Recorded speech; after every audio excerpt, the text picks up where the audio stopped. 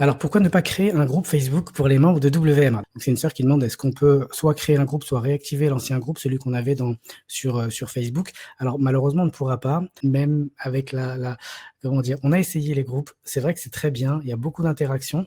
Il y a des avantages et des inconvénients. Parmi les avantages, c'est que Facebook est fait pour interagir entre les gens. Donc, c'est très facile de rentrer en contact avec les différents membres du groupe. Le groupe était génialissime.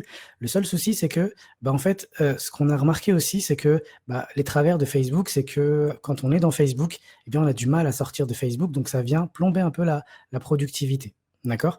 Donc et ça, on l'a vu clairement, ça fait des années qu'on a un groupe Facebook, ça fait, je sais pas moi, 5 ans, 6 ans, depuis le début de l'aventure, on a un groupe Facebook et honnêtement, voilà, il y avait, ce problème de productivité et ensuite le deuxième problème, il vient de nous et malheureusement, aujourd'hui, on n'a pas la possibilité de faire plus et mieux, mais peut-être que dans un futur proche, ce sera le cas.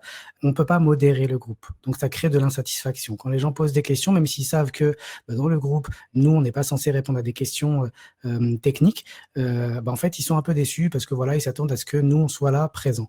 Nous, on ne peut pas malheureusement. Donc on est une petite team et en même temps, on veut accompagner sur des outils que l'on connaît bien et que l'on maîtrise. Quand vous envoyez par exemple un message sur Zendesk ou sur Crisp, donc le chat, nous, on a l'historique de tous les échanges, en fait, depuis le début de votre aventure entrepreneuriale jusqu'à la fin.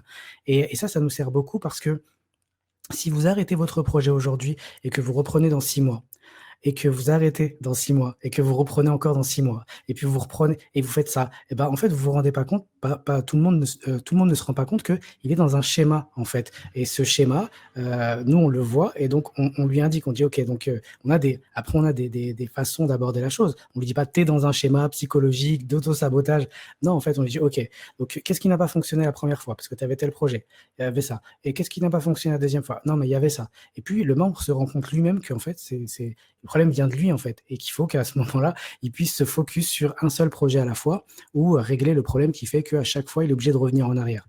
Ça, c'est un exemple parmi tant d'autres. Donc, on a Zendesk, l'outil que l'on utilise depuis des années aussi. On va utiliser les outils d'accompagnement qu'on a l'habitude d'utiliser. Maintenant, il y a une bonne nouvelle, Kajabi, donc c'est vrai que la communauté sur Kajabi, c'est pas comme Facebook. Il y a beaucoup d'options qui manquent et puis, voilà, c'est pas aussi convivial que sur le réseau social, mais il y a une grosse mise à jour qui, sera faite au mois de septembre et qui, normalement, d'après eux, va non seulement permettre d'avoir donc, une application mobile dédiée à la communauté, donc ça, c'est génial et en plus de ça, toutes les options de Facebook y seront également intégrées. Donc on pourra, beaucoup plus facilement interagir, que je l'espère, recréer le dynamisme qu'il y avait sur Facebook, sauf que là, ça sera dans un espace quand même de formation et qui sera dédié justement au programme WM.